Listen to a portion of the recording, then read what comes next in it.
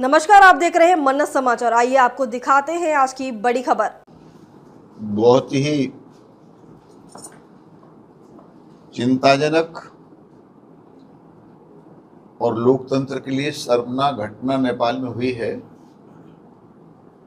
अभी हम बांग्लादेश को भूल नहीं पाए थे कि नेपाल की स्थिति सामने आई। हम भगवान पशुपतिनाथ से प्रार्थना ही कर सकते हैं कि सबको सद्बुद्धि दे और नेपाल अपने आप को संभाले, वहाँ के लोग अपने आप को संभालें। नेपाल का जो नाम है, उसका व्यक्तित्व है, उसमें पुनर् नेपाल की स्थापना हो और स्थितियां जल्दी से जल्दी सामान्य हो, ऐसा मैं भगवान पशुपतिनाथ से प्रार्थना करता हूँ। उन्होंने कहा है कि संगठन पिछले 100 वर्षों से काम कर रहा है और समाज को संगठित कर रहा है, इस पर क्या कहेंगे?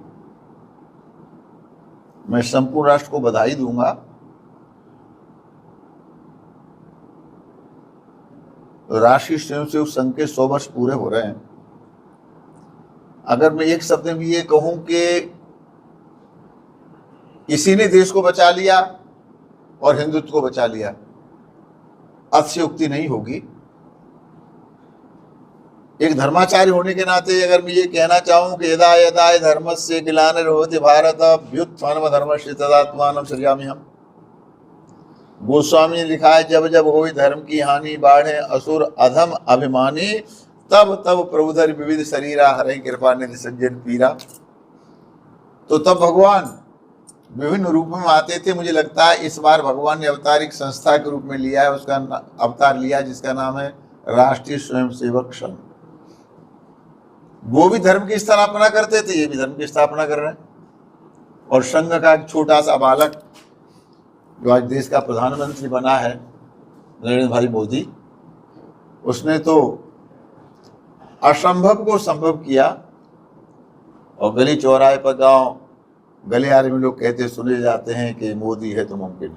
रायबरेली में तेजस्वी यादव, अखिलेश यादव और राहुल गांधी के पोस्टर लगाकर ब्रह्मा विष्णु महेश बताया गया है, और इस पर क्या कहेंगे आप?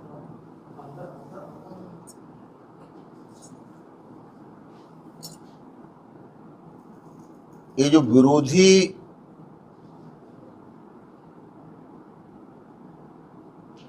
पार्टियां हैं, जिन्हें एनडी गठबंधन कहा जाता है, ये भारतीय संस्कृति के विरोधी हैं, सनातन के विरोधी हैं, हिंदू के विरोधी हैं, हिंदू देवी देवताओं के विरोधी हैं। ये क्या न कर ले थोड़ा है, किस सीमा तक चले जाए, बहुत थोड़ा है। तो उन्होंने पूरा लोकसभा का सत्र पूरी तरह से विघ्न बाधाओं को सौंप दिया, एक दिन भी आराम से नहीं चलने दिया। और दुनिया का जो सबसे बड़ा नेता है, सारे विश्व में जिसका सम्मान है, सो चोर चोर चोर कह के अपमानित करने का अपराध किया। जबकि प्रधानमंत्री किसी पार्टी का नहीं होता, वो देश का प्रधानमंत्री होता है। जरा भी शर्म नहीं आई उनको। और मैं तो हतप्रभ हूं। अभी उपराष्ट्रपति का चुनाव हुआ तो बैलेट से हुआ, और जितनी हमारी संख्या उससे कहीं ज्यादा हमको वोट मिले, 452। कदाचित ये भी वोट मशीन से पड़े होते तो विपक्ष दीवारों में सिर मार के सिर फोड़ लेता और फिर हमें चोर बताता, मोदी को चोर बताता। लेकिन सांप सूंघ गया। तो विपक्ष कब क्या करेगा, कोई आश्चर्य नहीं करना चाहिए।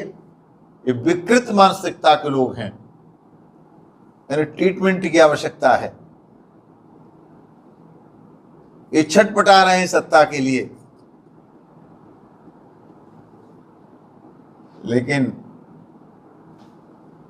अटक से कटक तक, कन्याकुमारी से कश्मीर तक मोदी जी ने सारे देश को एक कर रखा है। और इस उपराष्ट्रपति के चुनाव ने सिद्ध कर दिया कि एनडीए बहुत मजबूती से खड़ा हुआ है और भी मजबूती इसमें आने वाली है। तो लोग सपने देख सकते हैं, इसके अलावा कुछ नहीं।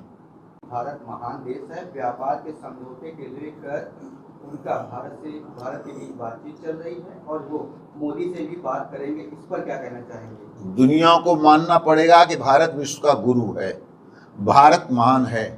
अब तक अमेरिका को भ्रम था कि दुनिया में सबसे बड़ा ताकतवर अमेरिका है, ट्रंप है, लेकिन ट्रंप की धमकी के आगे न मोदी झुके, न भारत झुका, न भारत का एक व्यक्ति भी झुका, तो ट्रंप को मानना ही पड़ेगा।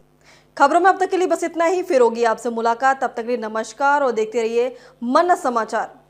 ऐसे ही लेटेस्ट अपडेट पाने के लिए हमारे चैनल को सब्सक्राइब करें और तुरंत नोटिफिकेशन पाने के लिए बेल आइकन प्रेस करना ना भूलें। यदि आप हमें फेसबुक या इंस्टाग्राम के माध्यम से देख रहे हैं तो हमारे पेज को फॉलो जरूर करें। धन्यवाद।